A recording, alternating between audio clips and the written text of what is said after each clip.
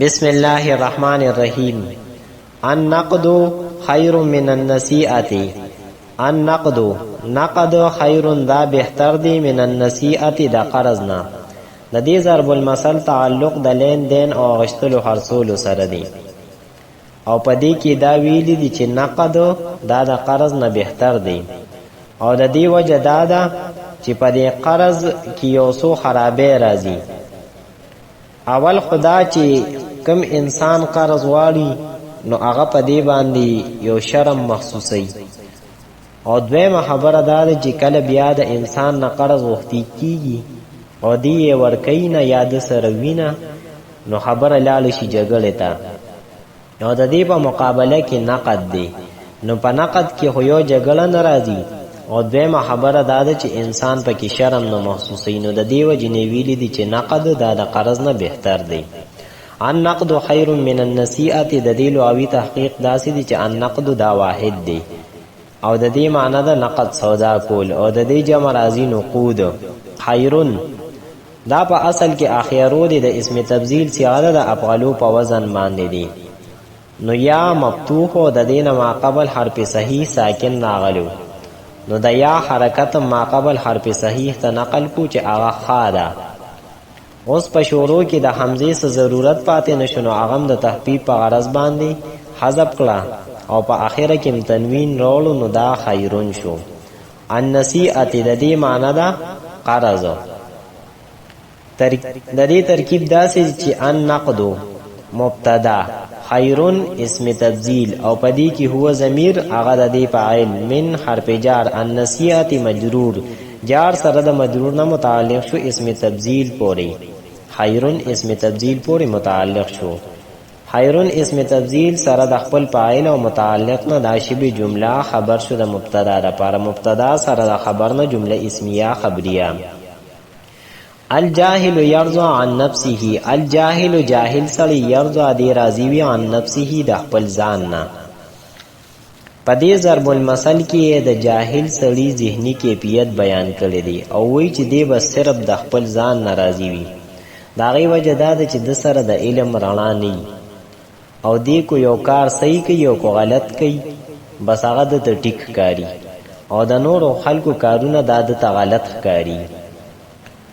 نو د دې وجه نه دا ویلی شوي دي چې جاهل سړی صرف د خپل ځان ناراضي، د خپل کارونو نه مطمئنی، د بل چا د کارونو نه دی مطمئن نی. اگر کو د بل چا کار صحیح ولی نی، خو دې د هغې د کارونو نه خوشحاله او راضي نی.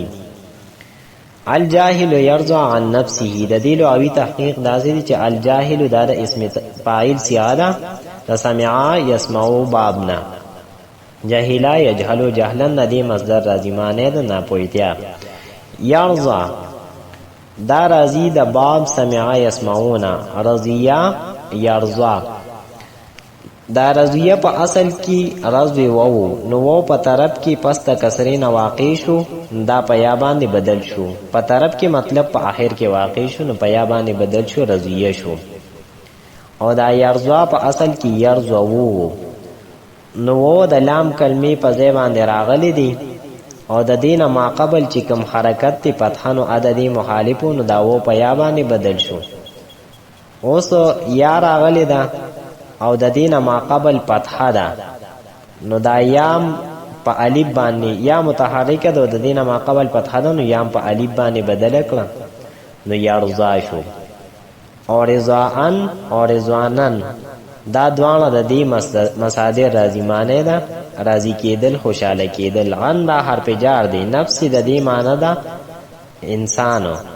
سړی، او د دې جمع راضی نفوس، او دا هی دا ضمیر دی. الجاهل يرضى عن نفسه. د دې ترکیب داسې دی چې الجاهل مبتدا، يرضى فعل، پدې کې هو ضمیر مستتر هغه د دې فاعل، عن حرف جار، نفس مضاف، هی ضمیر مضاف الیه، مضاف سره د مضاف الیه نه دا مجرور شو، د عن حرف جار، جار سره د مجرور نه متعلق شو، یرضا فعل پوری، فعل سره د خپل فاعل او متعلق نه دا جمله فعلیه خبر شو د مبتدا لپاره، مبتدا سره د خبر نه جمله اسمیه خبریه. السعید موعظه بغیره. السعید خوش قسمت سړی من اعصوک تی وایزه چې دته نصیحت وکړي شي بغیره د بلچا په خپل باندې. پدې ضرب المثل کې د خوش قسمت انسان نشاندهي کړې ده او وی چې خوش قسمت سړی هغه دی چې بل څوک وته نصیحت وکي او دې په هغه باندې عمل وکي کو چرته هغه ټیک کاری یعنی کو دا هغه مشوره ټیکی او دا هغه نصیحت ټیکی نو دې په هغه باندې عمل وکي او پدې کې هغه انسان هم شامل دی چې هغه د بل چا نه مشوره طلب کی او هغه ول یو ښه مشوره ورکي او دې په عمل وکي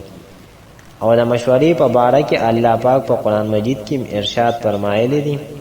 الله پاک حضور صلی الله علیه وسلم ته خطاب کوي چې وشاورهم فی الامر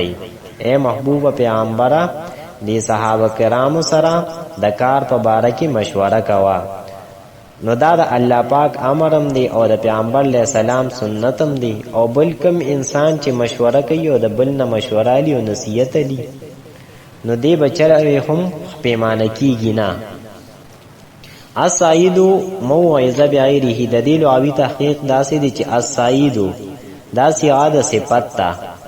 معنی د خوش قسمت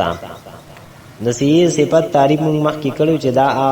صيغه چې په ذات مع الوصف باندې دلالت کوي یعنی په ذات هم دلالت کوي او په ذات کې چې کوم صفت پروت په عین دلالت کوي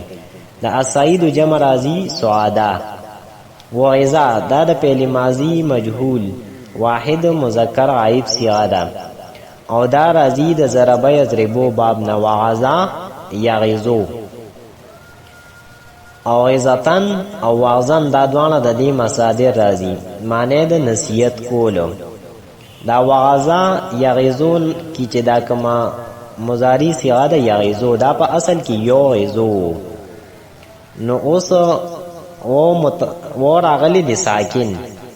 د علامت مضارع مفتوحه او د کسری په مینس کې نو دا اوغرزیدو نو دا یایزو شو او بغیره کې با حرف جار دی غیر د دې معنی دا علاوه او د دې دا واحد دی د دې جمع راضی اغیار او هی ضمیر دا مجرور دی السعید مبتدا من اسم موصول وعظا فعل